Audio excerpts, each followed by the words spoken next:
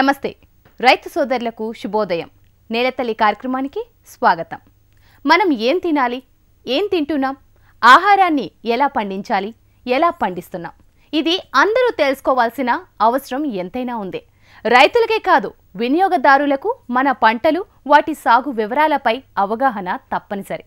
అందుకే పశ్చిమ గోదావరి జిల్లాకు చెందిన కొంతమంది రైతులు ఏకమయ్యారు. తణుకు లయన్స్ క్లబ్ ఆధ్వర్యంలో ప్రతి నెల సంపూర్ణ ఆరోగ్యం పేరుతో చిరుధాన్యాల పంటలు, ప్రకృతి వ్యవసాయంపై అవగాహన కార్యక్రమాలను నిర్వహిస్తున్నారు. ప్రజల్లో చైతన్యాన్ని తీసుకువస్తున్నారు. మరి ఇవాల్టి నేలతల్లి కార్యక్రమంలో ప్రకృతి విధానంలో చిరుధాన్యాల సాగు, వాటిని ఆహారంగా తీసుకోవడం వల్ల కలిగే ప్రయోజనాల గురించి నిపుణుల మాటల్లో తెలుసుకుందాం.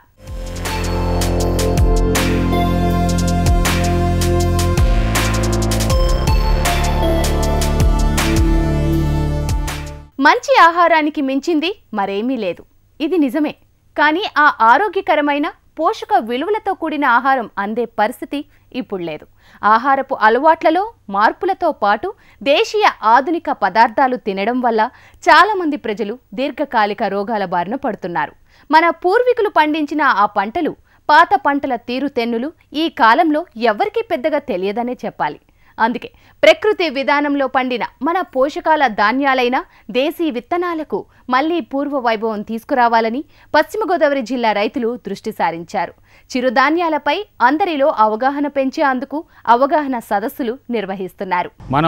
మనం ఈనాడు తినే ఆహారాలు అన్నీ విషతుల్యమైనవే. డాక్టర్ ఖాదర్ వల్లి గారు దీని మీద ఎంతో కృషి చేసి 25 సంవత్సరాల సుదీర్ఘ కాలంలో ఈ చిరుధాన్యాల గురించి అవగాహన చేసుకుని ఈ ఆహార ధాన్యాలు తినటం వలన రోగాల నివృత్తి ఎలా జరుగుద్ది, ఏ రోగానికి ఏ చిరుధాన్యాలు వాడితే బాగుంటుంది అనే దాని మీద అవగాహన చేసి ఆయన మనందరికీ ఎంతో గొప్ప విజ్ఞానాన్ని ప్రసాదించారు. అప్పుడున్న పంటలు, మా తాత ముత్తాతల పంటలో రాగులు, చోళ్ళు, జొన్నలు, తర్వాత అరికెలు, తర్వాత ఈ కొర్రలు ఈ బాగా వాడేవారు. ఎంతో బలంగా, దృఢంగా వాళ్ళ పర్సనాలిటీల ముందు ఇవాళ మా పర్సనాలిటీలు ఎంతో చాలా చిన్నవి. ఏం చేద్దంటే రాను రాను కాలం మారే కొలది, సంవత్సరాలు మారే కొలది కూడా ఈ వరి ధాన్యానికి ఇంపార్టెన్స్ ఇచ్చి, ఈ గోధుమలకి వాటికి వ్యవహరించి, అందులో పోషక విలువలు లేక, పీచు వ్యవహారాలు అయ్యి లేక మనం ఎంతో ఇబ్బంది పడి అనేక అనారోగ్యాలకు గురవుతున్నాం.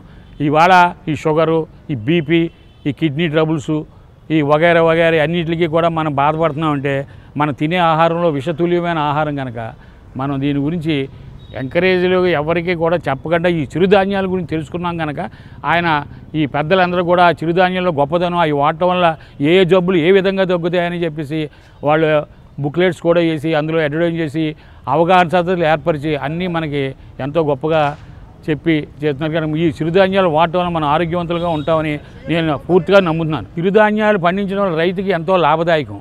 దీనికి నీరు ఎక్కువ అక్కర్లేదు, ప్లస్ పెట్టుబడి ఎక్కువ అక్కర్లేదు. ఇవి న్యాచురల్గా మామూలుగా మనం ఎలా పండితే ప్రకృతి సిద్ధంగా పండితే పండుతాయి, ఎంతో ఆరోగ్యాన్ని ఇస్తాయి, పెట్టుబడి తక్కువ, రైతుకు ఉపకారం కూడా ఇది. అంచేత దీనికి రైతులందరూ కూడా మొగ్గు చూపి దానివైపు వెళ్ళి ఈ పంటలు పండించి అందరికీ ఉపయోగపడేలా చేస్తే చాలా బాగుంటుందని చెప్పి నేను వ్యవసాయదారులందరినీ చేయెత్తి నమస్కరిస్తున్నాను. ఇవాళ ఈ చిరుధాన్యాల యొక్క కార్యక్రమం అయిన తర్వాత కూడా ప్రజల్లో చాలా మార్పు వద్దని చెప్పి అనుకుంటున్నాం మేము. అంచేత ఈ ఆరోగ్యరీత్యా అందరూ చిరుధాన్యాలు ఏ వ్యవహారానికి ఏది వాడాలో అని చెప్పేసి అనే అవగాహన చాలామందికి అర్థమైంది. పైగా ఇప్పుడు ఆ షాపులు కూడా ఈ మధ్యకాలంలో కొన్ని వెలుస్తున్నాయి. ఇంకా రాను రాను కూడా వెలిసి ఆ చిరుధాన్యాల వాడకం పెరుగుతుందని మేము అనుకుంటున్నాం.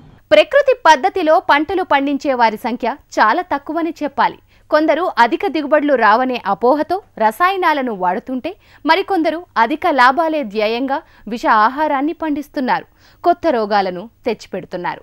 ప్రకృతి ప్రసాదించిన వనరులతో పంటలను సాగు చేయడం, చిరుధాన్యాలను స్వీకరించడం వల్ల ఎన్నో ఉపయోగాలు ఉన్నాయని అంటున్నారు డాక్టర్ రామధర్మం. ఒక డాక్టర్గా తన అనుభవంతో చిరుధాన్యాలు తిన్నవారికి, రసాయనిక ఉత్పత్తులను స్వీకరించిన వారిలో అనేక మార్పులు చూడవచ్చని అంటున్నారు. ఆహారం, మంచి ఆహారం, ఆరోగ్యం కోసం తినే ఆహారం ఎలా తీసుకోవాలి, ఎలా తినాలి, ప్రస్తుతం ఉన్న ఆహారాల వల్ల వచ్చే ఇబ్బందులు ఏంటి అన్నవి చాలా ముఖ్యమైనటువంటి విషయాలు. ప్రస్తుతం ఉన్న ఆహారం ఏంటంటే ఎక్కువ పెస్టిసైడ్స్, మెన్యూర్స్ ఇవన్నీ వేయటం వల్ల చాలా కలుషితమయ్యి ఆరోగ్యానికి చాలా హాని కలిగిస్తున్నాయి అన్ని రకాలు కూడా. కాయగూరల దగ్గర నుంచి, బియ్యం దగ్గర నుంచి, పాలు దగ్గర నుంచి అన్నీ కూడా.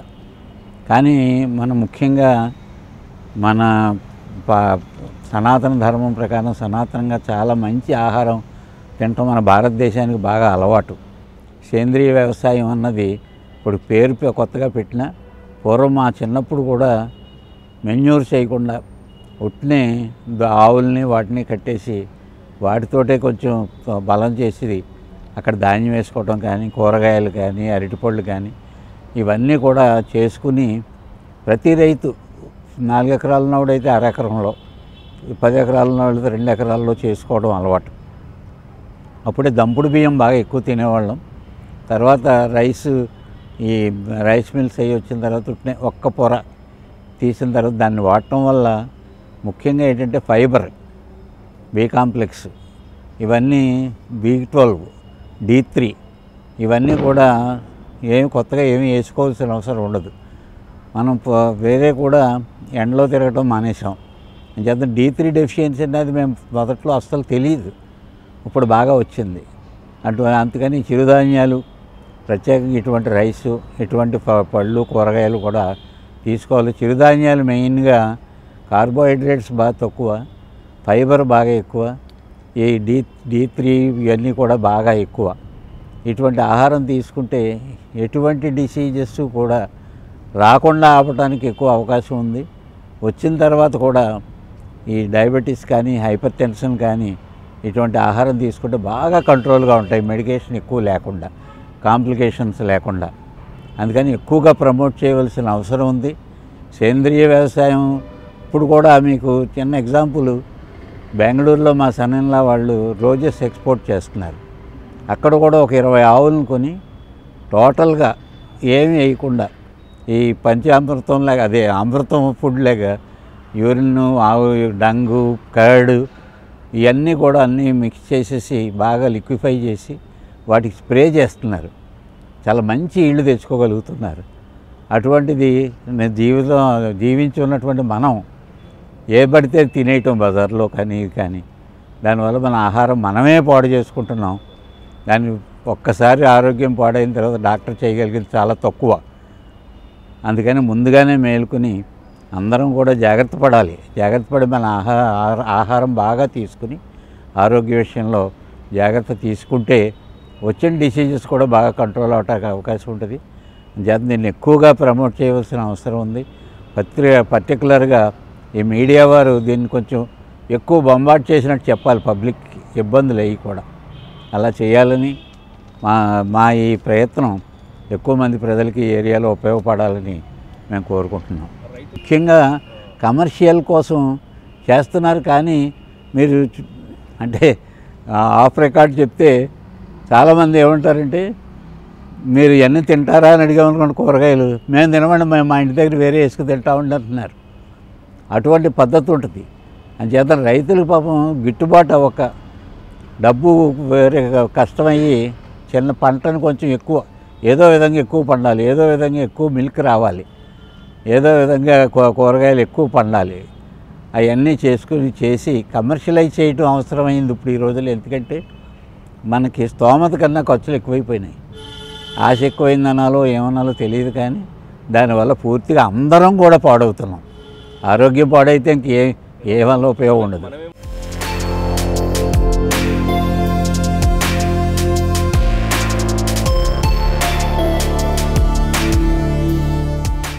ఆహార అవసరాలకు అనుగుణంగా వ్యవసాయ రంగంలో హైబ్రిడ్ విత్తనాలు వచ్చాయి.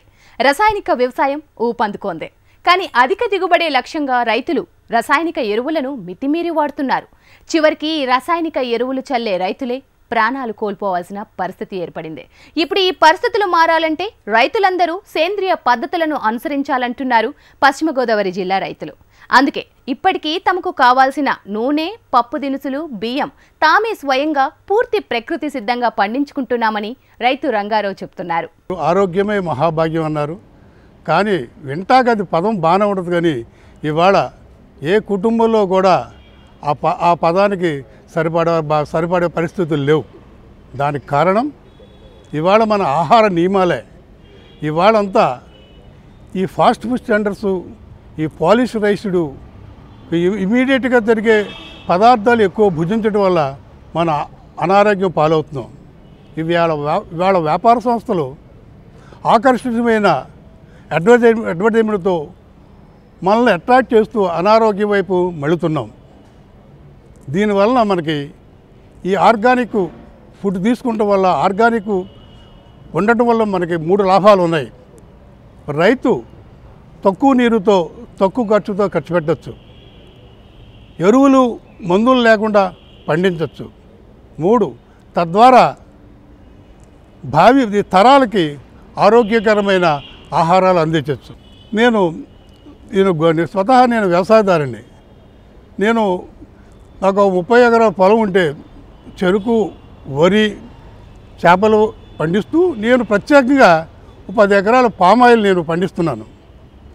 అందరూ ఎక్కువగా ఫెర్టిలైజర్స్ యూజ్ చేస్తుంటారు.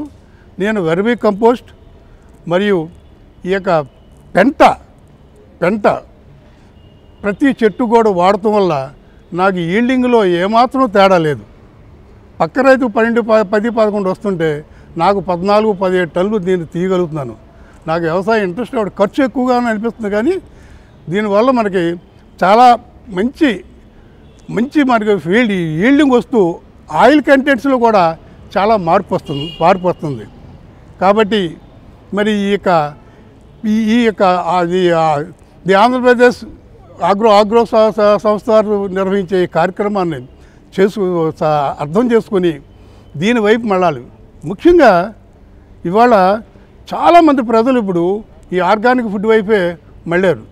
ఇప్పుడు గత 4-5 సంవత్సరాల నుంచి ఇవాళ తణుకులో 4-5 షాపులు ఉన్నాయంటే దీన్ని బట్టి మీరు అర్థం చేసుకోవచ్చు. ప్రతి ఇంటిలో కూడా మార్పు వచ్చింది. వాళ్ళ కడప రాయలసీమ జనరేషన్కి మన జనరేషన్కి ఎంత తేడా ఉందండి. వాళ్ళు ఎంత దృఢంగా ఉంటారు. వారు తినేది ఏంటి? రాగి సంకట, జొన్నలు, కొర్రలు, చక్కగా వాళ్ళు ఫుడ్ ఉంటారు కాబట్టి ఎందుకంటే వరి పండదు కాబట్టి దాని మీద వాళ్ళు ఎక్కువ తినటం వల్ల వాళ్ళకు ఉండే ఆరోగ్యం మనకు లేదు. పూర్వం మన జనరేషన్ ఎలా ఉండేదండి, ఇప్పుడు జనరేషన్ ఎలా ఉంది? దానికి కారణం ఏంటంటే ఈ కంటామినేషన్ ఆఫ్ ఫుడ్ తినటం వల్ల, ఈ పాలిష్డ్ ఈ యొక్క ఫాస్ట్ ఫుడ్స్ అలవాటు పడటం వల్ల ఈ చిరుధాన్యాలు అనేది మన పిల్లలు కూడా తెలియలేని పరిస్థితుల్లో ఇప్పుడు మళ్ళీ అవగాహన తీసుకొచ్చి వాళ్ళ చిరుధాన్యాలతో మన యొక్క సంస్థలన్నీ కూడా ప్రజల్లో అవగాహన కల్పించి వాళ్ళ ఆరోగ్యాన్ని కాపాడటానికి ఈ యొక్క కార్యక్రమం ఎంతో దోహదపడుతుందని నేను స్వానుగా మీకు తెలియజేస్తున్నాను. అత్తిల కింద ఇలా భీమవరం ఇలా కొల్లేరు ఏరియాలోకి వెళ్తే చేపల చెరువులు ఎక్కువగా ఉన్నాయి. అక్కడ పెద్ద పెద్ద గట్లు ఉన్నాయి. ఆ గట్ల మీద ఈ తృణమాలు తృణమాలు అంటే అపరాల పంటలు లాంటి పంటలు వేసుకుంటే ఆ నీరు వేరే పెట్టక్కర్లేదు, మందు వేరే కొట్టక్కర్లేదు. అక్కడ ఈ పెట్టుబడి తక్కువ అవుతుంది. ఈ తృణమాల ధాన్యాలు అక్కడ ఒక గొట్టును ఒక రకం, ఒక గొట్టును ఒక రకం, ఒక గొట్టును ఒక రకం వేసుకుని పండిస్తే కనుక అందులో వేస్ట్ మెటీరియల్ దూళ్ళకి పనిచేస్తుంది. ఈ తక్కువ పెట్టుబడితోటేమో ఈ అపరాలు సాగు వచ్చి అమ్మకానికి కాకుండా ఆ రైతు తినడానికైనా సరిపడి పండించుకోవచ్చు. అందరూ చెప్పేది ఒకటే, అవన్నీ మందు లేకుండా పెస్టిసైడ్ కొట్టకుండా పండించి తింటే బాగుంటుంది. రసాయనాల మీద ఆధారపడకుండా కేవలం జీవామృతం, ఘనజీవామృతంతో పాటు చీడపీడల నివారణకు కాస్త కషాయాలను వాడుతూ ఆరోగ్యకరమైన పంటలను సాగు చేసుకోవచ్చని రైతు వెంకటేశ్వరరావు చెప్తున్నారు. తాను మాత్రమే కాదు, తన తోటి రైతులు కూడా ఈ ప్రకృతి సాగు చేయాలని, అందుకోసం తమ వంతుగా తమ అనుభవాలను 10 మంది రైతులకు ఇలాంటి కార్యక్రమాల ద్వారా తెలియజేస్తున్నామని అంటున్నారు. ప్రకృతి వ్యవసాయం వైపు రైతులను మళ్లించేందుకు ప్రభుత్వం ప్రత్యేక సబ్సిడీలతో పాటు అవగాహన సదస్సులు ఏర్పాటు చేస్తే ప్రకృతి వ్యవసాయం మరింతగా మెరుగుపడుతుందని అంటున్నారు వెంకటేశ్వరరావు. మా లయన్స్ క్లబ్ తణుకు ద్వారా మా డిస్ట్రిక్ట్ చైర్మన్ తృణమాల ధాన్యాల గురించి ఉన్నటువంటి ప్రతాప్ రెడ్డి గారు ఆయన చేస్తున్న దాంతోపాటు ప్రతి మున్సిపాలిటీలోనూ కూడా ఈ చిరుధాన్యాల గురించి మనం ప్రచారం చేసేటట్టయితే, ముందు మొట్టమొదటి మున్సిపాలిటీలో చేసేటట్టయితే తర్వాత మిగిలిన ప్రజలకు కూడా చేరుతుంది. ప్రతి పల్లెలకి చేరుతుంది ఈ సందేశం అని చెప్పేసి ఉద్దేశంతో చిరుధాన్యాల మీద 2 రోజులు సదస్సు పెట్టాం. చిరుధాన్యాలు పండించడం గురించి ఒక రాంబాబు గారు అని చెప్పేసి చిరుధాన్యాలు పండించడంలో అపారమైన అనుభవం ఉన్న చేత చిరుధాన్యాలు పండించడం గురించి చెప్తాం.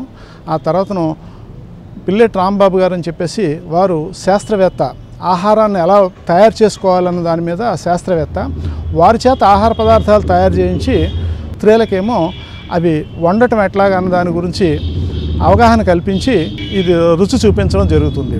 బయట చిరుధాన్యాలు ఇప్పుడు పండించే ప్రకృతి సేద్యం అయితే ఖరీదు ఎక్కువైపోతుందని అనుకుంటున్నారు. అలా కాకుండా తక్కువ ఖర్చుతో పండించడం ఎట్లాగా అన్నది రైతులతో ముఖాముఖి చేసి ప్రజలంతా కూడా ఈ రోజున ప్రతి వారు ఏదో ఒక డయాబెటీస్ తోటి దాంతో బాధపడుతున్నారు. డయాబెటీస్ కారణం ఏంటంటే కేవలం ఆంధ్రప్రదేశ్లో వరి విస్తృతంగా పండించడం వల్ల, వరి అంత విస్తృతంగా ఆంధ్రప్రదేశ్లో పండిస్తున్నారు, అంత విస్తృతంగా ఈ డయాబెటీస్ ఉంది ఈ రోజులో. అయితే దాన్ని తగ్గించుకోవాలంటే నివారణ విషయం ఏంటంటే పూర్వకాలం ఈ చిరుధాన్యాలు తిన్నవాళ్ళు ఆరోగ్యంతో బ్రతికారు, ఏ విధమైనటువంటి అనారోగ్యం లేకుండా. అదేవిధంగా ఇప్పుడు వీటి మీద విస్తృత ప్రచారం చేసేటట్టయితే మళ్ళీ ఆరోగ్యవంతులుగా, సంపూర్ణ ఆరోగ్యవంతులుగా ఉంటారనే ఉద్దేశంతో ఈ లయన్స్ క్లబ్ ఈ కార్యక్రమం నిర్వహిస్తుందని చెప్పేసి మీ అందరికీ తెలియజేసుకుంటున్నాను. ప్రకృతి సేద్యంతో పాటు చిరుధాన్యాలపైన దృష్టి సారిస్తే అందరూ మరింత ఆరోగ్యంగా ఉంటారని చిరుధాన్యాల పంటల నిపుణులు రాంబాబు అంటున్నారు. చిరుధాన్యాల కొనుగోళ్లు పెరిగితే అటు రైతు ఇటు వినియోగదారుడు మంచి ఆరోగ్యవంతమైన జీవితాన్ని గడపడానికి అవకాశం ఉంటుందని సూచిస్తున్నారు. చిరుధాన్యాలపై అవగాహన కల్పించేందుకు మహిళలకు ఆయా రకాల వంటకాలు, పిండి వంటలు ఎలా తయారు చేసుకోవచ్చన్న విషయాలపై శిక్షణ ఇస్తున్నారు. దీనివల్ల చిరుధాన్యాల వినియోగం, సాగు మరింతగా పెరుగుతుందని ఆశాభావం వ్యక్తం చేస్తున్నారు. ఈరోజు చిరుధాన్యాల సంగతి చూసినట్టయితే ఒకప్పుడు మనకి కణ్వ మహర్షి లేకపోతే మన హిస్టరీ చూస్తే 5000 సంవత్సరాల ముందే మన హిస్టరీలో శ్రీనాథుడు రాసినటువంటి ప్రతి ఒక్క దాంట్లో కూడా, అదేవిధంగా కణ్వ మహర్షి ఎస్పెషల్లీ శకుంతలాన్ని పంపించేటప్పుడు, అత్తగారింటి పంపించేటప్పుడు కొర్రలతో చేశాడని చెప్పి, అదేవిధంగా వెంకటేశ్వర స్వామికి కూడా ప్రసాదం మొదటగా సామలతోటే ఒకప్పుడు క్షీరాన్నం, పరమాన్నం వండి పెట్టాలని ఇవన్నీ కూడా హిస్టరీలో ఉన్నాయన్నమాట. కాలక్రమేణా ఎందుకో తెలియదని ఫుడ్ సెక్యూరిటీ పేరుతో మనం వైట్ రైస్ని, గోధుమల్ని బాగా ఎంకరేజ్ చేసి అవి కూడా పాలిష్ చేసి వాటిని సబ్సిడీ ఇచ్చి వాటిని టోటల్గా ప్రజల్లోకి వీటి మీద ఎక్కువ ఇంట్రెస్ట్ కల్పించినందువల్ల ఇప్పుడు అవి తిని అవి కూడా పాలిష్ చేసి ఆర్టిఫిషియల్ కలర్స్ ఇవన్నీ వేసుకొని తిన్నందువల్ల ఆ తింటున్నట్టు ఫుడ్లో సరైనటువంటి సమతుల్యమైనటువంటి అంటే పోషకాలు లేని ఫుడ్ కానీ, అట్ ద సేమ్ టైం పీచు పదార్థం లేకుండా ఇలాంటి పదార్థాలు తింటున్నందువల్ల మనకు వస్తున్నటువంటి ఒబిసిటీ కానీ, హార్ట్ ప్రాబ్లమ్స్ కానీ, ముఖ్యంగా liver problems, kidney problems, cancer problems ఇవన్నీ కూడా వస్తున్నాయి. ఇప్పుడు ఎంతసేపు మనం ఏంటంటే ఈ జబ్బు వస్తే ఎలా తగ్గించుకోవాలని మెడిసిన్స్ ద్వారా వెళ్తున్నాం కానీ దానికి ముఖ్య కారణం మన జీవనశైలి, ఆహార విధానం మర్చిపోయాం. అంటే రూట్ కాజ్ని మర్చిపోయాం. మన ఆహారాన్ని కరెక్ట్గా ఎలాంటి ఆహారం తినాలి, ఎలాంటి జీవనశైలి ఉండాలని మర్చిపోయాం. మిల్లెట్స్ అనేవి ఒకప్పుడు మనకి చాలా విరివిగా దొరికేవి. మిల్లెట్స్ని తిన్న రోజులు మనిషి చాలా ఆరోగ్యంగా ఒక గట్టిగా రాయిలాగా ఉండేవాడు అనమాట. అంటే కంఠపుష్టి కానీ, శరీర పుష్టి కానీ, నరాల పట్టుత్వం కానీ, అది ఎస్పెషలీ రీప్రొడక్టివ్ ఆర్గాన్స్ ప్రాపర్గా ఉండి ఈ యొక్క సంతానం నుంచి క్యాన్సర్ అనేవి తెలియదు. ఒకప్పుడు క్యాన్సర్స్ అనేవి ఎక్కడో రేర్ ఉండేవి, లేకపోతే హార్ట్ ప్రాబ్లమ్స్ కూడా నా చిన్నప్పుడు చూస్తే ఎక్కడో ఉండేది, ఒక 1000 మందిలో ఒకరికి ఉండేది. డయాబెటిక్ కూడా ఎక్కడో ఉంటే వాళ్ళకి డయాబెటిక్ అని విచిత్రంగా మాట్లాడుకునేవాళ్ళం. ఇప్పుడు ప్రతి ఇంట్లో కూడా diabetic, obesity, heart problems, liver problems, thyroid, ఇన్ని ప్రాబ్లమ్స్ సమస్యలకి ఎంతసేపటికి మాత్రల ద్వారా, మెడిసిన్స్ ద్వారా పరిష్కారం చూస్తున్నాం కానీ ఆహారమే ఒక మెయిన్ రూటు. ఆహారాన్ని సరిచూసుకుని అది పండించే విధానం కూడా సేంద్రియ పద్ధతిలో పండించి ఆ వండే విధానం కూడా మనం సీజన్ బట్టి వండుకుంటాం. ముఖ్యంగా ఈ చిరుధాన్యాల్ని మనం పండించి వాటిని మన ఫుడ్లో తీసుకొచ్చినట్టయితే ఈ యొక్క ఆల్మోస్ట్ 90% జబ్బులు కండి ఎప్పుడైతే మనిషి బలంగా తయారయ్యాడో వాళ్ళ మీద ఎవరు దండెత్తలేదు. అదేవిధంగా ఆరోగ్యంగా తయారైనప్పుడు ఎలాంటి జబ్బు మన మీద దండెత్తలేదు. కాబట్టి ఆహారమే పరమౌషధం అనేది, అంటే అది మనం తీసుకునేటువంటి ఆహారం మనల్ని పోషించాలి, సంరక్షించాలి, ఈ రెండు చేయాలి. కానీ ఇప్పుడు తీసుకుంటున్న ఫుడ్ పోషించట్లేదు, సంరక్షించట్లేదు. చిరుధాన్యాలు ఆల్కలైన్ ఫుడ్, మనం తినే ఫుడ్ అంతా ఇప్పుడు 80% ఎసిడిక్ ఫుడ్ తీసుకుంటున్నాం. ఆల్కలైన్ ఫుడ్ అంటే క్షారగుణం క్షారగుణం ఫుడ్ ఎప్పుడైతే తీసుకుంటున్నామో రక్తం అనేది బలపడుతుంది, రక్తంలో ఎర్ర రక్త కణాలు పెరుగుతాయి, రక్తంలో ఇంప్యూరిటీస్ లేకుండా ప్యూరిటీ ఉంటుంది. ఈ రక్తపిత్తం ఇలాంటి వాటన్నిటి కూడా చక్కటి పరిష్కారం ఇచ్చి ఇమ్యూనిటీ పవర్, ముఖ్యంగా వ్యాధి నిరోధక శక్తి పెరుగుతుంది అన్నమాట.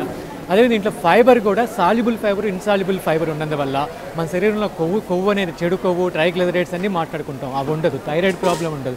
అదేవిధంగా మనకి ఫ్రీ మోషన్ అయ్యి మనకి బౌల్ మూమెంట్ కూడా చాలా చక్కగా పనిచేస్తుంది. అదేవిధంగా దీంట్లో గ్లైసెమిక్ ఇండెక్స్ కూడా చాలా తక్కువ ఉంటుంది మిల్లెట్స్లో. అంటే తిన్నగానే ఉన్న పళంగా షుగర్ లెవెల్స్ పెరగకుండా మనకి ప్యాంక్రియాస్ మీద, అదేవిధంగా లివర్ మీద బర్డన్ పడదు. దానివల్ల డయాబెటిక్ వచ్చే ఛాన్స్ అసలు ఉండదు. వచ్చినా అవి తింటుంటే కంట్రోల్లో ఉంటుంది. అదేవిధంగా మనకి క్యాన్సర్ లాంటి లేకుండా అంటే మనకి బాడీలో వ్యాధి నిరోధక శక్తి బాగా పెరిగి, యాంటీ ఆక్సిడెంట్స్ బాగా పెరిగి క్యాన్సర్ లాంటి వాటికి మనకు ఉండదు. లివర్ మీద కూడా మనం అనుకున్నాం ఇందాకే, ఇది ఆల్కలైన్ ఫుడ్ కాబట్టి ఎప్పుడైతే ఆల్కలైన్ ఫుడ్ బాగా తీసుకుంటున్నామో ఎసిడిక్ ఫుడ్ తగ్గించి లివర్ మీద కూడా బర్డన్ ఉండదు. అంటే లివర్ కూడా ఎప్పుడైతే బాగా వర్క్ చేసిందో లివర్ని, కిడ్నీస్ని బాగా చూసుకుంటే, అంటే అవి ఎలిమినేషన్ చేసేవి, మన డీటాక్సిఫై చేసేవి ఆ 2 ఆర్గాన్సే కాబట్టి ఆ రెండింటిని కానీ ప్రాపర్గా చూసుకుంటే, ఆ 2 గుండెని ప్రాపర్గా చూసుకుంటే, గుండె ప్రాపర్గా ఉంటే మనకి లంగ్స్ కూడా ప్రాపర్గా ఉంటాయి, లంగ్స్ ప్రాపర్గా ఉంటే థైరాయిడ్ ప్రాపర్గా ఉంటుంది, అది బాగుంటే బ్రెయిన్ ప్రాపర్గా, అలా ఒకదానికొకటి లోపల ఇంటర్లింక్ అయి ఉంటాయి అనమాట. కాబట్టి దయచేసి మన జీవన విధానం ముఖ్యంగా ఈ మిల్లెట్స్ని చేర్చుకున్నట్టయితే ఇంకో ఉపయోగం కూడా అండి, మిల్లెట్స్ని రెగ్యులర్గా మనం వాడినట్టయితే రైతు సంక్షేమానికి, ఆహార భద్రతకి, పశుగ్రాసానికి, అదేవిధంగా పోషకాహారానికి, వీటన్నిటికి కూడా చక్కటి ఒక సమస్యకి పరిష్కారం అనమాట. నేను 1 ఏకర్లో న్యాచురల్ ఫార్మింగ్ స్టార్ట్ చేయడం జరిగింది. ఇది ఫస్ట్ క్రాప్ వేసానండి. ఇప్పుడు చాలా బాగా ఉంది చేను అంతా కూడా. దీంతో పాటు నేను అంటే షుగర్కి బదులు బెల్లం వాడాలి అనేది బాగా ఆ మూమెంట్ లాగా తీసుకెళ్దాం అనుకుంటున్నాను. సో కెమికల్ ఇప్పుడు బయట జనం అందరూ కూడా బెల్లం అనేసరికి తెల్లగా ఉన్న బెల్లమే మంచి బెల్లం, అది ప్యూర్ బెల్లం అని అనుకుంటున్నారు. అయితే దాంట్లో మొత్తం కెమికల్ వేయడం వల్ల అది ప్యూర్ అవుతుంది. బెల్లం వచ్చి ఎప్పుడు కూడా బ్రౌన్ కలర్లో ఉండాలి. అలాంటి బెల్లాన్నే మీరు అందరూ చూస్ చేసుకుంటారని అనుకుంటున్నాను. చదువుకున్న వాళ్ళు కూడా ఆర్గానిక్ ఫార్మింగ్ చేస్తూ ఉంటే ఇప్పుడు చుట్టుపక్కల ఉన్న రైతులందరూ కూడా ఇన్స్పైర్ అయ్యి కంటిన్యూ చేస్తారని చెప్పి వ్యవసాయం నేను అనుకుంటున్నాను. 30 సంవత్సరాలు వచ్చేటప్పటికే మనకి డయాబెటిక్, మరి కిడ్నీ ట్రబుల్స్, హార్ట్ అటాక్ మొదలైన అనేక వ్యాధులకు గురవుతున్నాం. దీనికి అంతటికీ కారణం ఫాస్ట్ మూవింగ్, పరుగు జీవశైలి, సమయపాలన పాటించకపోవటం, సమయానుకూలంగా మంచి ఆహారాన్ని తీసుకోకపోవటం, అలాగే ఫాస్ట్ ఫుడ్ కల్చర్కి అలవాటు పడటం ద్వారా మరి ఈ రోగాల బారిన పడుతున్నాం. మరి ఈ సదస్సులో ముఖ్యంగా మనం ప్రజలకు తెలియజెప్పేది ఏంటంటే, మనం బ్రతికున్నంతకాలం ఆరోగ్యంగా బ్రతకాలి. ఆరోగ్యంగా బ్రతికే సమాజానికి మనం ఏమైనా చేయగలం. సమాజ శ్రేయస్సే మన యొక్క శ్రేయస్సు. సమాజంలో మనం కూడా ఒక భాగంగా ఉన్నాం కాబట్టి మనం కూడా మన రాబోయే తరాల వారికి ఇది ఒక నిరంతర ప్రక్రియగా ఈ చిరుధాన్యాలని ద్వారా, వంటల ద్వారా మనం మరి ఒక అలవాటు చేసుకుని మన భావి తరాలు కూడా ఆదర్శంగా నిలవాలని ఈ సదస్సుని మేము తణుకు లయన్స్ క్లబ్లో 3 ఆర్గనైజేషన్ల సంయుక్త ఆధ్వర్యంలో ఈ కార్యక్రమం నిర్వహించబడుతుంది.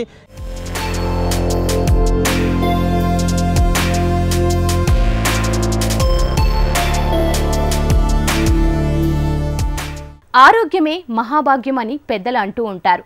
అందుకే ఆరోగ్యకరమైన సమాజాన్ని నిర్మించేందుకు కృషి చేస్తున్న పశ్చిమ గోదావరి జిల్లా రైతులు అందరికీ ఆదర్శంగా నిలుస్తున్నారు. తాము మాత్రమే ప్రకృతి సాగు ఫలితాలను అనుభవించకుండా నలుగురిని ఈ దిశగా నడిపించేందుకు చేస్తున్న కృషి అభినందించదగ్గది.